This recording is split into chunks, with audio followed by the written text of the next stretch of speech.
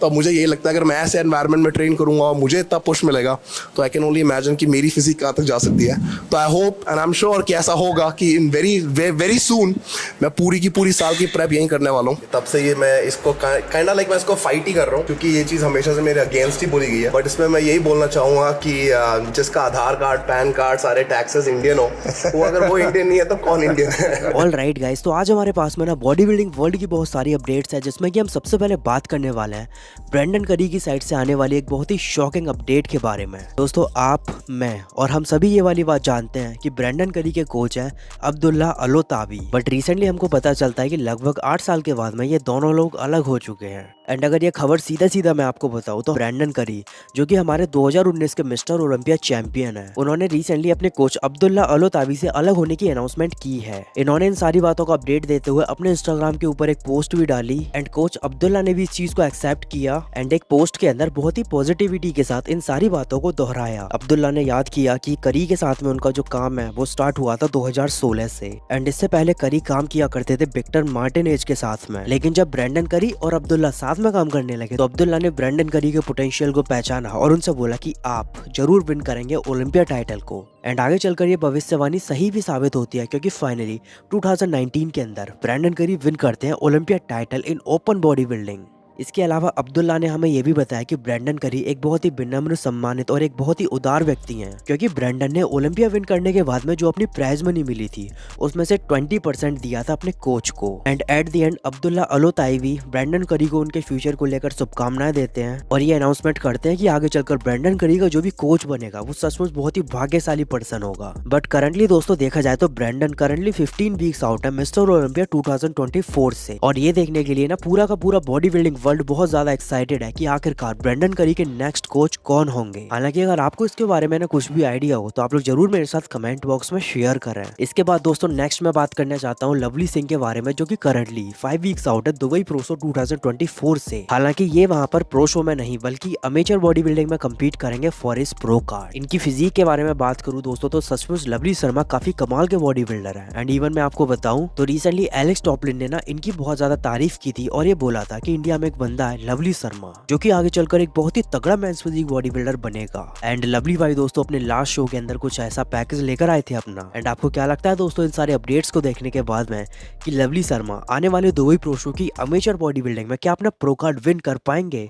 इसके बारे में दोस्तों आपकी जो भी ओपिनियन आप लोग जल्दी से मेरे साथ कमेंट बॉक्स में शेयर करें। इसके बाद दोस्तों नेक्स्ट हमारी अपडेट आ रही है सुनील यादव की साइड से, जो कि कल रात को अपना ये वाला फोटो इंस्टाग्राम के ऊपर अपलोड करते हैं। तो जैसे ही ये फोटो अपलोड होता है ना तो आप में से काफी सारे लोग मेरे को इंस्टाग्राम के ऊपर ये डीएम करते हैं और पूछते हैं कि भाई आप ही बताइए कि क्या ये सच में सुनील यादव भाई का रीसेंट अपडेट है या फिर पुराना। सो इसको लेकर दोस्तों सबसे पहले मेरा बोलना यही है कि फिजिक इसमें सुनील यादव की काफी तगड़ी दिख रही है, या फिर मैं साफ साफ शब्दों में बोलूं तो ऑलमोस्ट स्टेज रेडी वाली फिजिक है इनकी। ओवरऑल इस अपडेट के अंदर साइज, कंडीशनिंग, स्ट्रक्चर सब कुछ एकदम परफेक्ट है। बट एट द एंड मैं आपको बताना चाहता हूँ कि ये सुनील यादव भाई का रीसेंट अपडेट नहीं है, क्योंकि सेम ऐसे ही अपडेट दोस्तों सुनील यादव भाई हमारे साथ में पहले भी कई बार शेयर कर चुके हैं। और रिसेंटली भी देखा जाए तो लास्ट इन्होंने 19 जून 2024 को जो अपना अपडेट है वो हमारे साथ में शेयर किया था, जिसमें कि इनकी फिजिक कुछ इस तरह की हमें दिखाई दी थी। बट इस वाले अपडेट को देखकर तो दोस्तों यही लग रहा है कि सिर्फ 1 या 2 हफ्ते के बाद में सुनील यादव कम्पीट कर सकते हैं। लेकिन मैं आपको बता दूं दोस्तों कि ये ओल्ड अपडेट है और मेरे अकॉर्डिंग इसकी 0.1% पॉसिबिलिटी भी नहीं है कि ये सुनील यादव भाई का रीसेंट अपडेट है। तो आप लोग कंफ्यूज मत होइए दोस्तों, सुनील यादव भाई के साथ में जो कुछ दिन पहले एक एक्सीडेंट हुआ था जिसमें इनके लेग्स में कुछ इंजरी भी हुई, तो फिलहाल तो इन्होंने उसी इंजरी से काफी अच्छे से फिलहाल रिकवर किया होगा। बाकी करंट अपडेट ऑलमोस्ट 9 से 10 दिन पहले इन्होंने अपना ये वाला हमारे साथ शेयर किया था।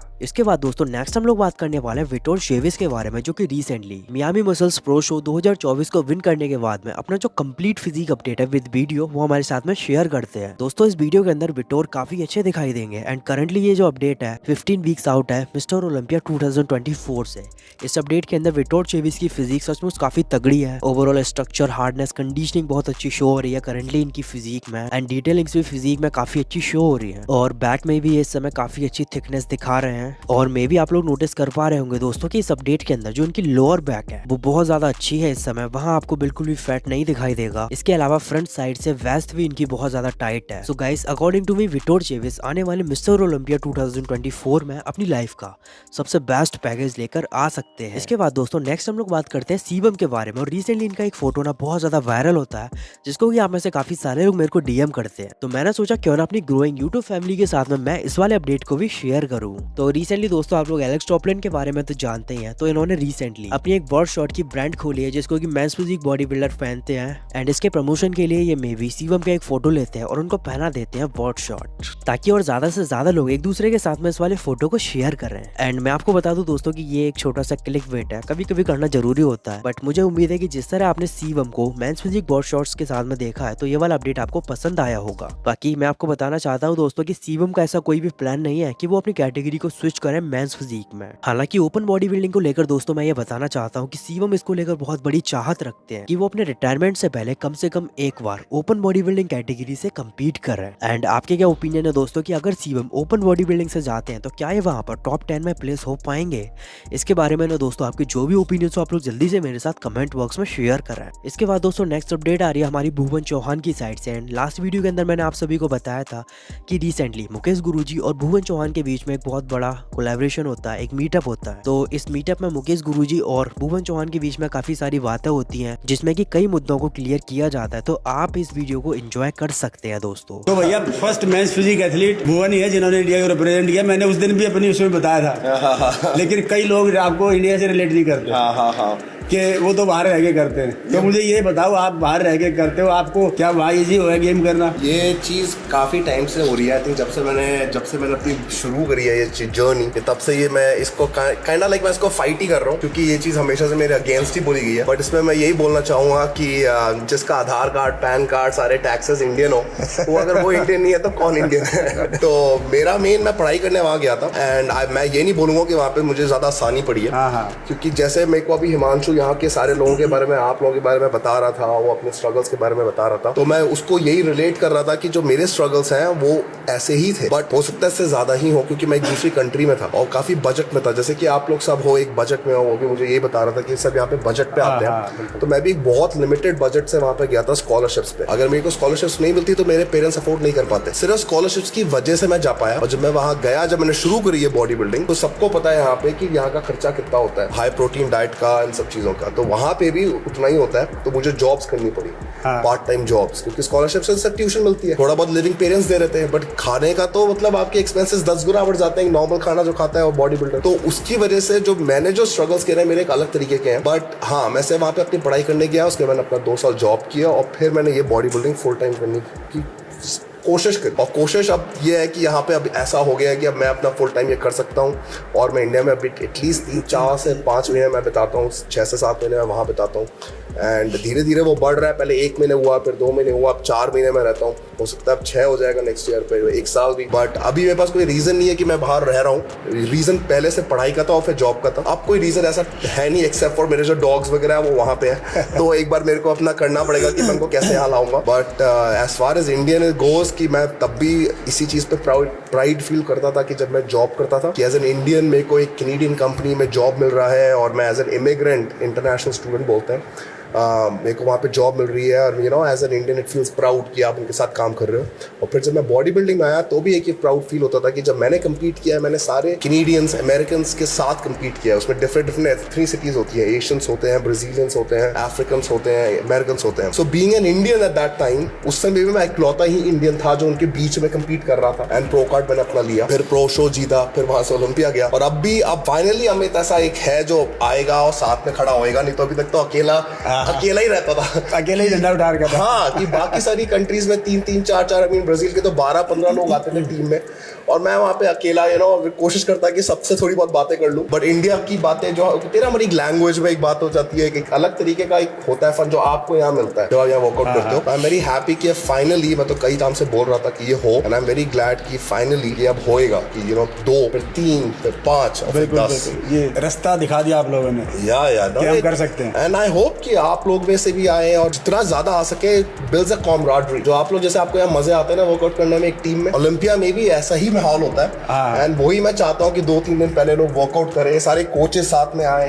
क्योंकि ब्राजील के सारे कोचेस आते हैं, सारी टीम जाती है, 50 लोगों के लोग होते हैं, एक ही जिम में घुस जाते हैं। तो सोचो कि जैसे आप लोग यहाँ पे हो, 50 लोग एक जगह जा रहे हैं, तो हर कोई यही देखता है ये कौन है, ये ब्राजील के इतने सारे लोग आ गए। इंडिया के जब आएंगे तो हमें कैसा फील होएगा? बिल्कुल बिल्कुल। तो भैया इसमें कोई जैसे वो नहीं है कि फर्स्ट या सेकंड, बल्कि वो ने ऑन स्टेज मेरे को बोला कि मुझे बड़ी खुशी होगी आज यहाँ से कोई इंडियन एथलीट अगर क्वालिफाई करेगा तो। हालांकि फर्स्ट मेंस फिजिक एथलीट हैं और बाहर रह के भी अपने देश की जड़ों से जुड़े हुए हैं, अपने देश का नाम लिखाया है, रिप्रेजेंट किया है, तो ये बहुत बड़ी बात है। कई लोग ऐसे भी होते हैं जो बाहर जाने के बाद कंट्री से थोड़ा सा कड़े कट जाती है जिंदगी।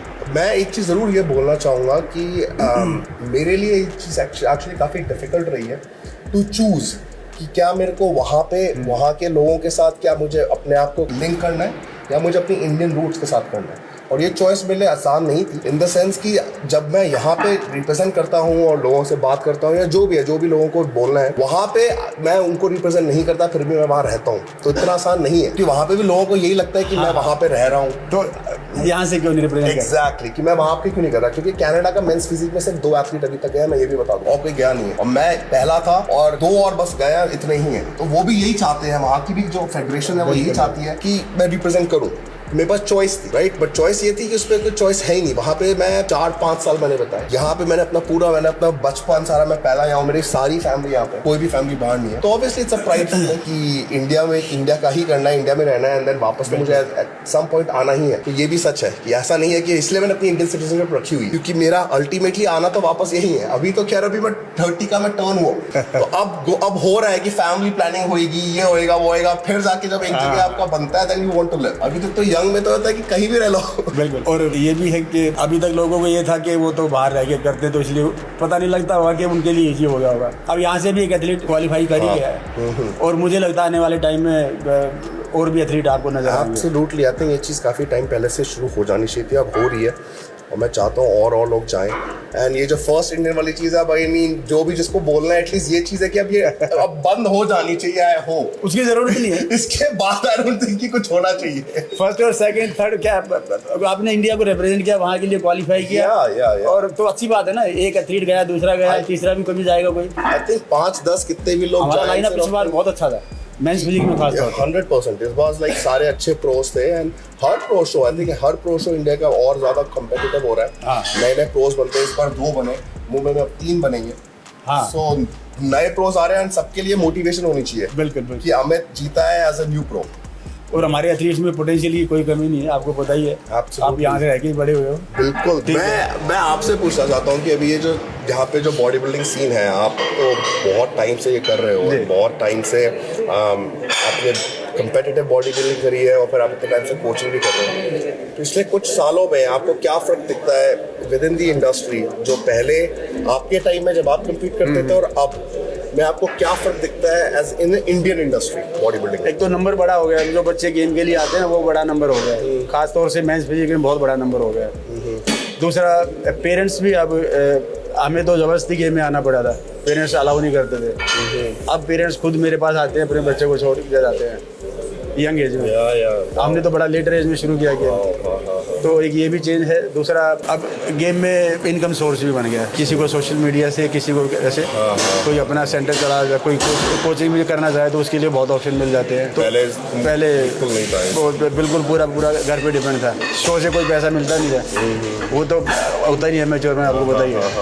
अर्निंग की कुछ सोर्स नहीं थे, ना सोशल मीडिया था, तो वो घर वालों पर बोझ पड़ता था, या खुद से अपना कोई छोटा मोटा आदमी जॉब कर लेता था। तो ये जो अर्निंग सोर्स हुआ, इससे बहुत हेल्प मिली हमारे एथलीट्स को। और जैसे जब से आपने क्वालिफाई किया, उसके बाद से बहुत बच्चों को लगने लगा है भुवन जी अगर इंडिया के एथलीट हैं वो जा सकते हैं, जिसमें इट मीन्स हमारी जेनेटिक्स में पोटेंशियल है। ये कॉन्फिडेंस है ना, ये बहुत ज़रूरी चीज़ थी। ये I think it's very important, और मेंस फिजिक में हो गया है। आई एम होपिंग कि बाकी डिविजन्स में भी ये हो, क्योंकि अभी थोड़ा सा कॉन्फिडेंस कम है ओपन बॉडी में। अभी ओपन को लेके अभी भी लोगों में विश्वास नहीं आ रहा, लेकिन मुझे लगता है आने वाले 2-4-5 साल में ज़रूर कोई ना कोई एथलीट निकल जाएगा उसमें। ज़रूर। हालांकि 2-on-2 में मुझे लगता है पहले जल्दी चांस बनेगा। वहाँ पे हमारे प्रो शोज भी हो रहा था, आई थिंक मिलना चाहिए, बाहर से लोग आके जीत जाते हैं। तो आई होप कि हमारा ही अभी कोई एक इंडियन ग्रोन एथलीट आके उसको जीतेगा एंड देन रिप्रेजेंट करेगा। बिल्कुल। एंड क्लासिक में तो हम लोग बहुत क्लोज कई बार आ जाते हैं, सेकंड थर्ड प्लेस आ रहा है, बट होपफुली बहुत जल्दी हम लोग वहाँ का उसका भी रिप्रेजेंट हो जाएगा। तो अभी गेम हमारा ग्रो कर रहा है, आप भी देख ही रहे, अब हमारा लाइनअप थोड़ा सा स्ट्रॉन्ग हो जाता है। तो अभी भी चांस है, मुझे लगता है 1-2 बच्चा और भी क्वालिफाई कर सकता है। अभी तो एक शो पूरा, एक और शो तो है इंडिया का तो है ही, बाकी और भी आसपास के इसके शोज है वो भी। मुझे लगता है 1 आध और अभी निकल के आएगा। हाँ जरूर आए। आई होप कि नेक्स्ट साल तक हमारे 5, 6, 7 और चले जाए। तो वो जल्दी दिन आ गया जब हमारे में फाइट होगी वहाँ पे मैच फिजिक में, खास तौर से बता रहा हूँ आपको, 3, 4, 5 एथलीट हमारे ही घड़े में लेंगे इंडिया के। उसमें फिर प्रॉब्लम होनी शुरू हो जाएगी कि इनमें से बेस्ट कौन है।